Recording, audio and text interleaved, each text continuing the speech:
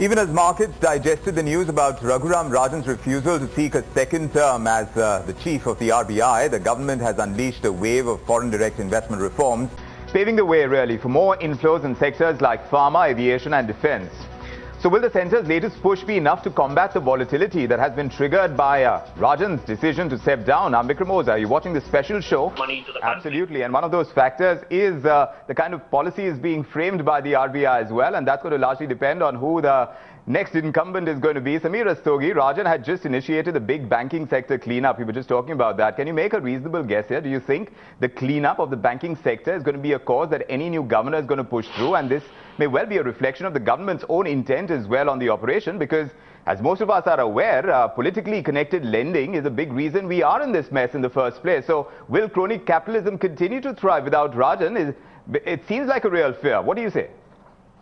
Yeah, I mean, such kind of bad debts or such kind of lending to houses, I think this would definitely stop, and the banking mess which is there, that would be over. And the new person, the new governor who comes, definitely he'll be able to tackle with the situation. And the kind of thing the government is coming out with, I think that would help the situation better, yeah. Sanjay Sinha, do you agree at this point in time when you're looking at this big mess on the books of banks right now, when the entire attempt has started to clean it up at this point in time, how real is that fear that, you know, again, we are going to go back to ways in which that unscrupulous lending that had happened is going to come back?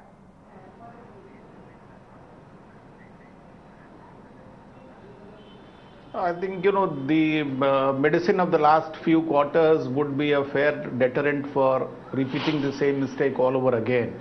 At the same time, you know, we also need to be conscious that all the lending that was done by the banks was not with malified intention. There were certain changes in the global macroeconomic situation which led to the collapse of the commodity prices. Also, the inability of the local government to clear many of the legislative processes which would have eased the infrastructure projects also came in the way of making many of these loans bad loans. Now, after the 2 quarters of AQR, I think, you know, a reasonably large quantum of the cleanup of the banking books has already happened. Whether the banks will go back to that same method of lending, I think, you know, that is unlikely, given the fact that now there is so much of scrutiny, and mind you, there is also now a banking board bureau that is going to be overseeing a lot of the action of the banking sector.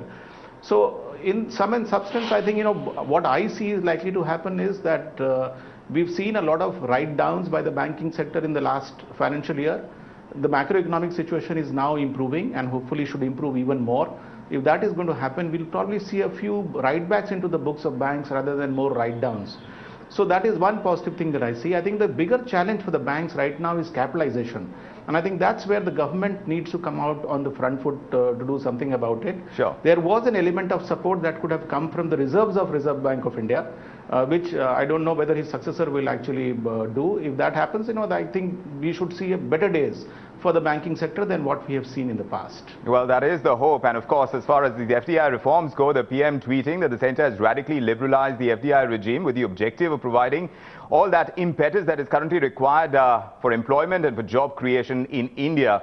Let's hope that all of those objectives that is driving the entire reform process, when you talk about all these FDI avenues that have been opened up in industry, that really are met. I want to thank our gentlemen for joining us with their perspective on this discussion. Bye for now.